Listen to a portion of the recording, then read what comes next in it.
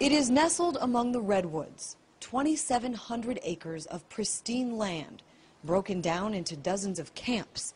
And for 2 weeks every July since the 1880s, they've been filled with some of the most wealthy and powerful men in the world. Many of them arrive on their corporate jets at the nearby Sonoma County Airport. Others arrive in fancy cars, which will fill the on-site parking lot. At its height, there is said to be more than 2,000 men who attend, and as you can imagine, they are well protected by a trove of police. This is private property. Yeah, I know. So we're out covering the protest, and we just wanted to see if there was anyone that could give us... I would like you guys to get off the property, please. There's no way we could just get an escort? No, not at all, and I'll have the police come and arrest you if you don't leave, please. Okay. Thank you. Access is by invitation only, and most pay more than $15,000 to attend. And for more than 35 years, protesters have stood at the entrance gates. Our concern is not what's going on inside of the Grove, but what's happening outside of the Grove with the people that are in here. According to several reports, this is where the idea for the Manhattan Project was conceived back in 1942. It's also where every Republican president since the 60s has spent time before actually becoming the nominee. We know for sure that Richard Nixon and Ronald Reagan sat down and had conversation about who was going to run for president when, and they made a deal. Peter Phillips wrote his dissertation on the Bohemian Club in 1994 and was invited to attend for 4 days. He witnessed firsthand the opening event, the cremation of care, where the power elite leave their cares behind in a symbolic ceremony beneath Moloch the owl, seen in this photo.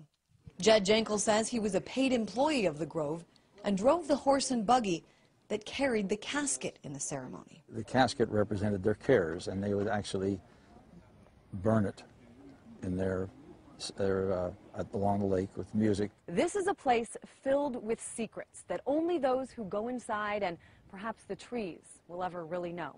But I was able to get my hands on some photographs that I want to show you just to give you a sense on what it looks like on the inside. This is a photograph of people who attend. As we mentioned, it is all men, and this is a photograph of some of them. This here was taken back in 1999. Colin Powell, the back of Donald Rumsfeld's head, and this is Thomas Keane. 2 years later, he would become head of the 9/11 Commission. Here's a picture, Newt Gingrich, Henry Kissinger's son, and another shot of Thomas Keane.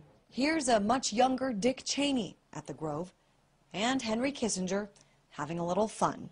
I was also able to get my hands on several programs from previous years, outlining the schedule of talks and their topics. And what we have here on July 22nd, 2008 is the Lakeside Talk given by CFR member and Trilateral Commission member Fred Starr.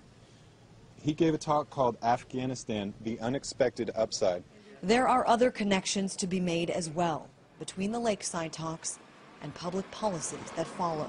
This was a man that was involved in the oil business, George Linkowitz, the Persian Gulf crisis. This is 1980. Caspar Weinberger, who was the Secretary of Defense in the Reagan administration on rearming America. And that's easily documented. The arms buildup came in around late 81, 82. There are rumors of extreme drunkenness, of prostitutes, and of homosexual activities by members. But for the most part, it is the secret backroom agreements critics say should be brought to light. That agreement can be, occupying the Middle East, fighting terrorism, encircling China politically and militarily. For Mary Moore, who's been researching Bohemian Grove for more than 3 decades, what happens inside is symptomatic of a much larger problem. We've all grown up taking civics, trying to understand how the world works, and we're all told that we elect representatives, they go to Washington, we have total influence over them, and they make decisions that are in the best interests of us.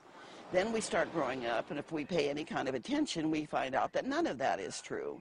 In Monterey, California, Kristine Frazao, RT.